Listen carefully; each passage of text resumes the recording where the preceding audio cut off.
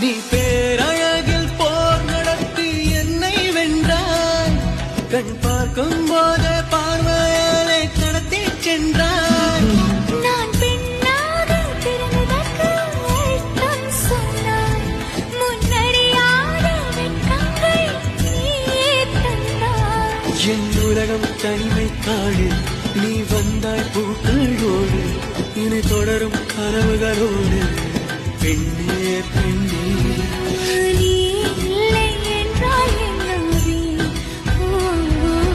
நெருப்போடு வெந்தே மண்ணாவே.